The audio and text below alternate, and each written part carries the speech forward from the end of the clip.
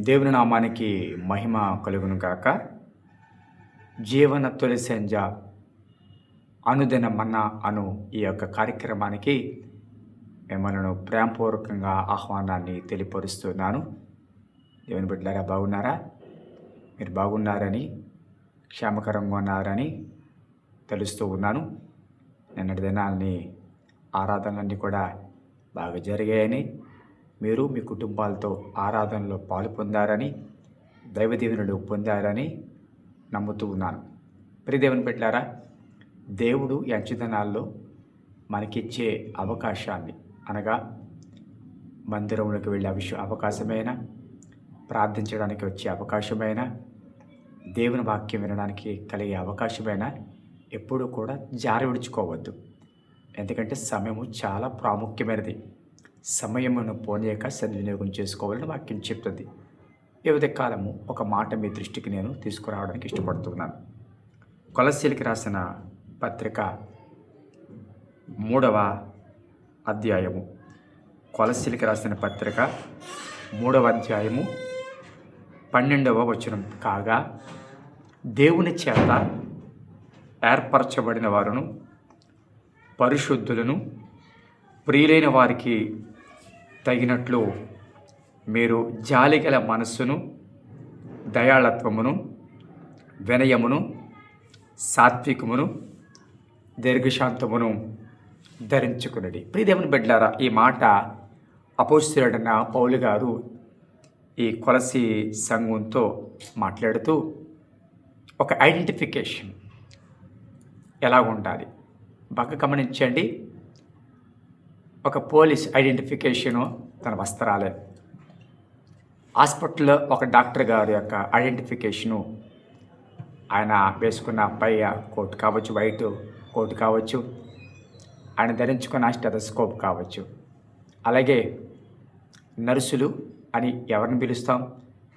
ఇంకా పలానా నర్సు ఆవిడే అని చూసిన వెంటనే ఎలా చెప్పగలుగుతాం అంటే, దేవుని సన్నిధిలో వారు ధరించిన ఆ వస్త్రాలను బట్టి ఒక ఐడెంటిఫికేషన్. అలాగూ కొంతమందిని మనం ఐడెంటిఫై చేయగలిగింది ఎలాగంటే వారు ధరించుకున్న వస్త్రాలను బట్టి. అవును ప్రియ బిడ్డలారా, వస్త్రాలు పైకి కనబడేవి, అది వారి గుర్తింపుకు వారికి వచ్చేవి. ప్రియదేవుని బిడ్డలారా, గమనించండి. ఇక్కడ కూడా పౌలు గారు మాట్లాడుతున్న మాట, దేవుని చేత ఏర్పరచబడిన వారు పరిశుద్ధులు, ప్రియులైన వారికి తగినట్లుగా. అంటే దేవుడి చేత ఏర్పాటు చేయబడిన వారు పరిశుద్ధులు, ప్రియులైన వారికి తగినట్లుగా ఉన్న వారికి ఒక ఐడెంటిఫికేషన్ ఉంది. ఏమిటి అంటే జాలిగల మనస్సు, దయాళత్వము, వినయము, సాత్వికము, దీర్ఘశాంతమును ధరించుకునడి. అంటే చూచిన వెంటనే, ఈ క్రియలు మనలో కనబడిన వెంటనే ఇది ఒక ఐడెంటిఫికేషన్. వీరు దేవుడి చేత ఏర్పాటు చేయబడిన వారు, పరిశుద్ధులు అని ఒక ఐడెంటిఫికేషన్.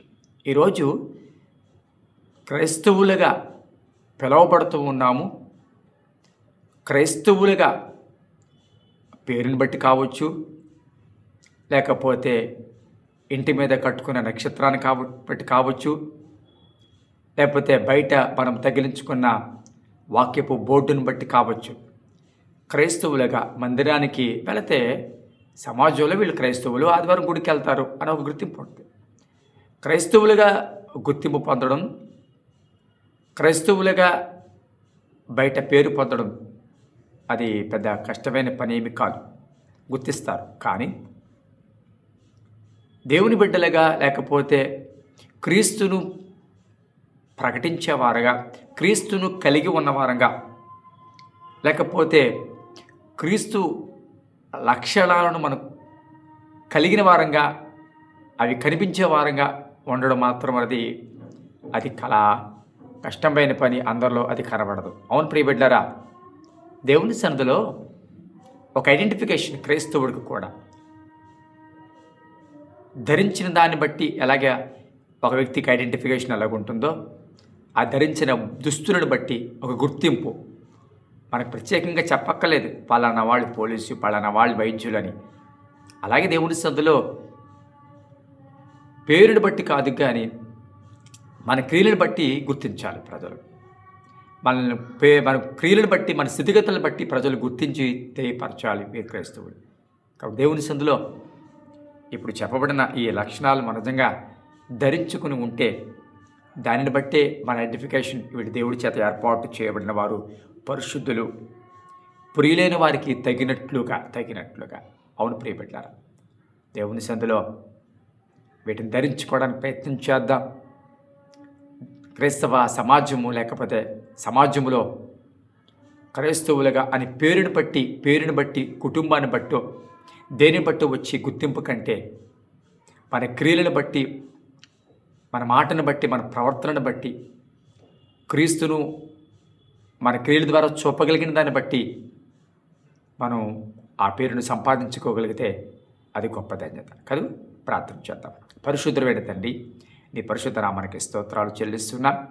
ఎంతమంది అయితే ప్రభా ఏ ఉదయకాలము ఏ మాటలు వింటూ ఉన్నారో అయ్యా వారి జ్ఞాపకం చేసుకోండి. మా జీవితాలలో ప్రభా నీకు తగ్గట్టుగా, నీ ఏర్పాటుకు తగ్గట్టుగా, నీ పిలుపుకు తగ్గట్లుగా మేము అయ్యా ప్రజలకు నిన్ను చూపించగలిగిన, మా క్రియల ద్వారా చూపించగలిగిన స్థితి మాకు దయచేయండి. మా గుర్తింపు మా పేరుని బట్టు లేకపోతే మందిరానికి వెళుతున్నామని దాన్ని బట్టు కాదు, కానీ మా గుర్తింపు ప్రజలలో మా ప్రవర్తన, మా క్రియలను బట్టి రావడానికి సహాయం చేయండి. వారి యొక్క దినచర్యను ప్రారంభించుచుండగా ఈ దినమంతా వారి కాపాడని భద్రపరచండి. వారికి క్షేమాన్ని ఇవ్వండి అయ్యా. వారు చేసే ప్రతి పనిలోనూ తోడుగుండి దాన్ని మేలుకరంగా మార్చమని యేసు నామమున అడుగుచున్నాను తండ్రి, ఆమేన్. థ్యాంక్ యూ అండి. God bless.